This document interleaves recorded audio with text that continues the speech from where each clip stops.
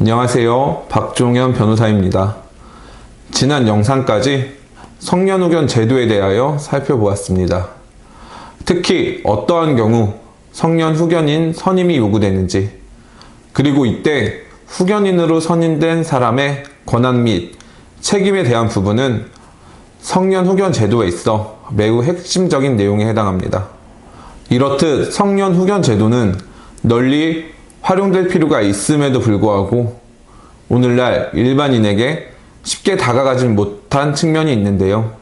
여기에는 지나치기 어려운 법률 용어, 복잡한 심판 절차, 그리고 후견에 대한 부정적 인식에 주된 원인이 있다고 생각합니다.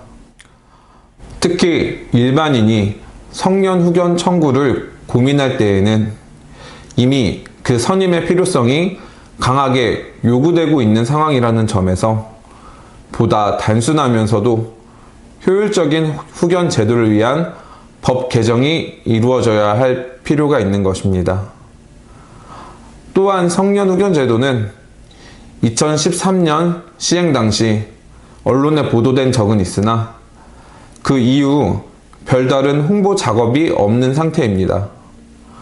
그렇다 보니 성년후견 제도 자체에 대하여 충분히 인지하고 있는 사람들이 적을 뿐더러 결국 인터넷에 산재된 정보에 의존하다 보니 일반인들은 성년후견에 대한 제대로 된 지식을 얻기 어려웠던 것입니다.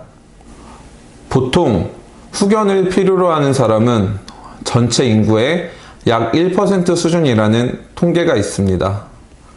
그러나 그중 실제로 후견 제도를 이용하는 사람은 매우 적은 수준입니다. 여기에는 후견 제도 자체의 부족함에서 오는 측면도 없지 않으나 한편으로 후견 제도에 대한 부정적인 인식, 그리고 후견인 선임에 대한 비용 부담 등의 문제 역시 후견 제도 정책을 위하여 극복해야 하는 점이라 할 것입니다.